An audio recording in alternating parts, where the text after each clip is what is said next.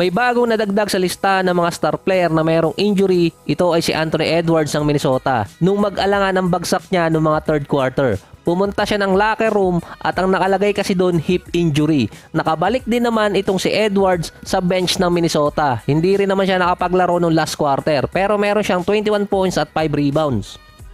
Panalo sa close game ang Minnesota 106-103 kontra OKC. Mula yon sa nasa 14 points si Troy Brown nung fourth quarter na may total siyang 17 points at 3 rebounds. Sa OKC naman 32 points para kay SGA, si Holmgren 16 points, 8 rebounds at 6 assists. Ang Minnesota pa rin ang best team ngayon sa West pero yung ibang team sa baba nakakahabol na rin dahil sa last 10 games, 6 na teams doon ang nagkaroon na ng 7-3 record. Tinambakan ng Boston Celtics ang Bulls 124-97. Umabot pa ang lamang na yun sa total na 35 points. Hindi rin naglaro si Zach LaVine sa fourth quarter na may total siyang 2 points at 4 assists sa game. Dahil yun sa injury niya sa paa, sumasakit pa rin. Si DeMar DeRozan meron ding injury at hindi na rin tinapos yung game. May total siyang 19 points. Sa Boston naman, 21 points para kay Tatum, 30 points para kay Brown. Wala din si Porzingis dahil sa injury. Nagkainitan pa kanina si Joe Mazzulla at si Coach Billy Donovan dahil sa 7 minutes pa yung natitira sa fourth. Nagkaroon ng tinatawag na hack a Drummond. Lamang na ang Celtics noon na nasa 32 points. Hindi rin kasi kailangang i-foul ng ganong kaaga ang player lalo na't malaki na yung lamang ng Boston. Meron kasing tinatawag na unwritten rules. Hindi mo na kasi kailangan gawin yun kung tambak na yung kalaban para kasing hindi mo na nirerespeto. Kaso, in-season tournament to, may points differential na nakalagay doon.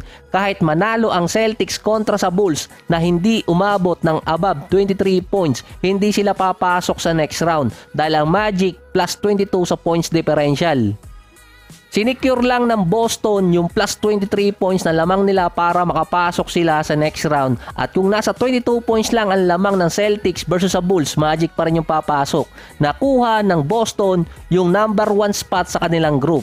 Sinabi na rin yan dati ni Devin Booker na no disrespect sa Memphis kasi i-score talaga siya kahit panalo na sila at lamang pa sila ng malaki dahil nga in-season tournament yun. Points differential ang usapan.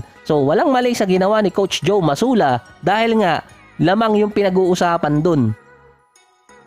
Humingi rin naman ng patawad si Coach Joe Mazzulla sa interview. Sinabi naman niya nagpaalam talaga siya sa fourth quarter gagawin nila yung play na yon. Naging mixed reaction din yung iba mga fans doon na hindi maganda yung ginawa ni Coach Joe Mazzulla na merong ang unwritten rule na pwedeng sundin, pwedeng hindi. Pero merong kasing written rule sa in-season tournament na kailangan namang sundin. Nagkaasara naman si Luka at si Dillon Brooks sa game kanina. So may mali pala ako kahapon. Wala palang game ngayon ng Golden State at Sacramento. Bukas pa pala. Lutang na talaga. So nahiya pa si Luka na mag triple-double sa game nila versus Rockets. 41 points, 9 rebounds at 9 assists. Si Kyrie naman 27 points.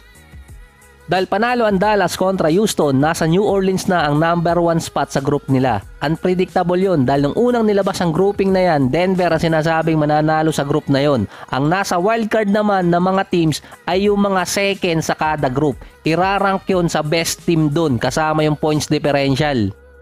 So medyo magulo lang ng konti pero ang ibig sabihin nun sa 6 na second ranking teams, yung 4 doon na best team ang pagbabasihan at yun ang papasok dito nga sa wildcard. Base pa rin yun sa points differential. Kaya may point kanina si Coach Joe Mazzulla na kahit sila ay manalo kontra sa Bulls, hindi sila sigurado sa ranking.